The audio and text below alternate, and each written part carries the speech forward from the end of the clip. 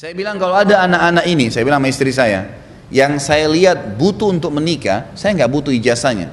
Lebih baik bagi saya pribadi, coba ibu renungin ya, jangan dipaksakan, bukan sebuah, ini ijtihad saya. Saya bilang saya lebih baik mendatangkan sepiring buat anak mantu saya di atas meja saya, sehingga anak saya aman, dibandingkan saya biarkan dia bergaul bebas.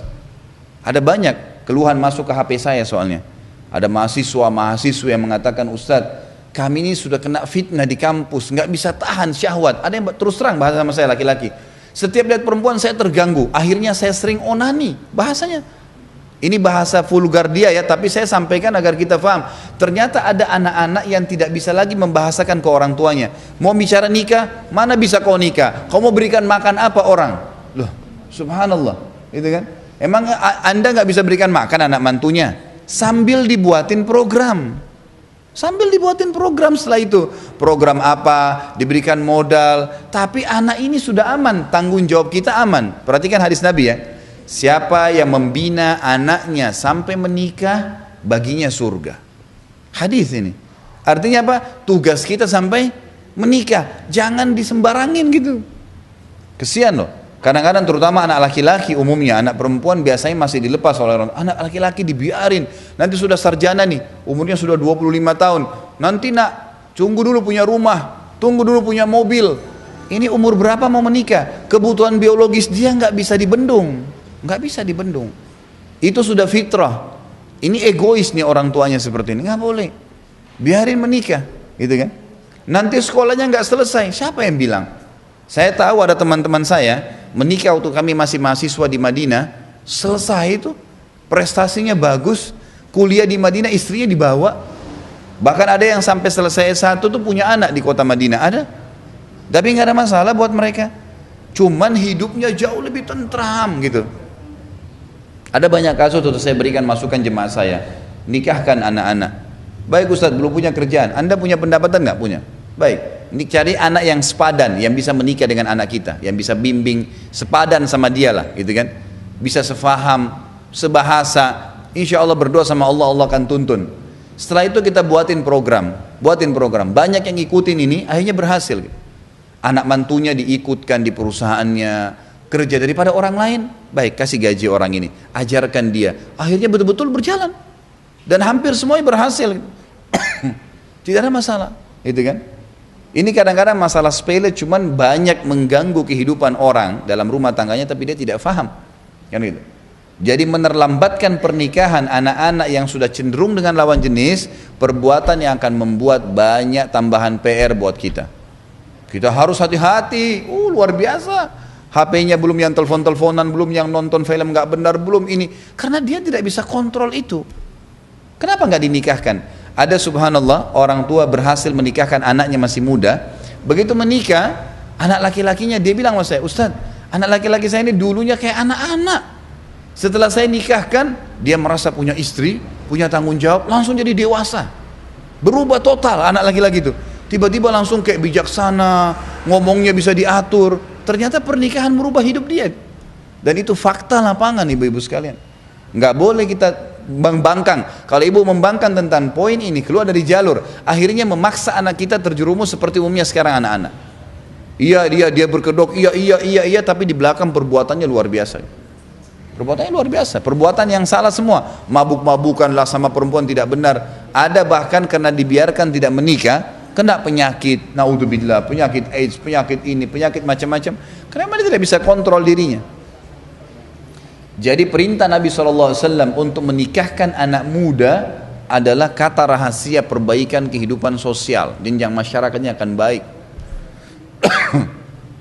Sekali lagi, kalau anak kita memang bisa ngontrol, dia sampai sarjana memang dia masih tenang, kita lihat bisa kecenderungan, tidak ada masalah, alhamdulillah, gitu kan. Saya bicara ini yang sudah nggak bisa dikontrol, maka solusinya adalah pernikahan, gitu kan. Ini juga diambil daripada sabda Nabi SAW tadi, wahai sekalian anak-anak muda, generasi muda. Saya tidak bicara menikah kecil ya, saya bicara menikah muda. Beda, gitu kan. Jadi menikahkan anak-anak kita yang muda, jenjang muda tuh dari balik ke atas, gitu kan. Saya sudah kasih tadi tolok ukurnya. Gitu. Jadi memang dia sudah dewasa, udah bisa membimbing, udah bisa dan segalanya itu seterusnya. Juga poin penting, anak-anak kalau mau menikah ibu-ibu sekalian, jangan diberikan kursus rumah tangga yang dia akan jalani 50-70 tahun dalam 1 jam. Ada orang tua, begitu mau malam pertama anaknya, sini nak, 1, 2, 3, 4, 5, 6, 7, 8, 100. Anaknya ini padat semua, pak, yang mana yang dia mau jalanin? Bu, cicil. Loh iya, anak-anak perempuan, saya kasih contoh bagaimana saya coba di anak-anak saya. Anak saya masih SD, saya sudah sering bicara pernikahan dengan dia. Saya bicara pernikahan dalam arti kata apa? Globalnya. Nak, kamu perempuan, satu waktu kamu dewasa kamu akan menikah. Saya selalu menggunakan kata-kata menikah supaya dia faham kalau dia butuh laki-laki menikah, bukan yang lainnya. Dia udah faham dari kecil itu. Nanti, oh ini Umi lagi buat makanan ya? Iya. Nanti kalau kamu juga menikah nak, kamu akan buatin suami kamu. Dia faham dari sekarang itu. Jadi poin demi poin, poin demi poin. Dia pada saat menikah, walaupun umur 17 tahun, 18 tahun sudah matang dia. Dia udah tahu. Jangan kursus padat 1 jam untuk 50 tahun. Nggak bisa. Ada orang gitu, dudukin anak perempuannya begini, kamu harus begini. Malam itu lah ya, belum dia tegang mau hadapin suaminya, malam itu nggak ngerti harus buat apa. Ini sudah padat poin-poinnya dan harus begini, kamu harus begini, kamu harus begitu. Nggak bisa. Cicil semua itu. Dari sekarang, dari kecil mereka sudah dibicarakan. Bukan aib dalam rumah tangga saya, Bu. Anak saya masih SD mengatakan, abati itu ayah. Kalau nanti saya menikah, dia bilang gitu, anak saya SD. Nanti saya begini ya, lebih baik dia ngomong sama kita ya, daripada dia ngomong sama temannya. Saya tanggapin positif. Istri saya pertama bilang, masa dia harus bicara masalah pernikahan masih SD? Biarin dia ngomong. Dan kita yang berikan penjelasan orang tuanya, pasti akan tepat jawabannya. Dibanding kalau dia, enggak kamu masih anak-anak, jangan ngomong itu. Dia akan penasaran selama keluar pertanyaan dari mulut anak kita sesuatu, Bu, jangan tidak dijawab ya. Walaupun kita anggap itu fatal, tetap jawab. Jawab dengan cara memberikan penjelasan yang benar. Karena kalau kita tidak jawab, dia akan cari sendiri jawabannya. Anak saya pernah baca kalimat berhubungan biologis di sebuah tulisan begitu, saya tidak tahu di mana. Dia bilang sama istri saya, Umi apa sih itu berhubungan biologis? Banyak orang bilang nggak usah sampaikan, jelas. Istri saya nggak jawab, tanya saya dulu, kemudian saya jelaskan bagaimana cara menyampaikan dengan cara memberikan pemahaman ke anak-anak, bukan orang dewasa. Beda, gitu kan? Dijelaskan dengan cara sederhana. Oh iya, sudah paham. Nah, kalau dia sudah punya jawaban, dia nggak akan cari ke orang lain.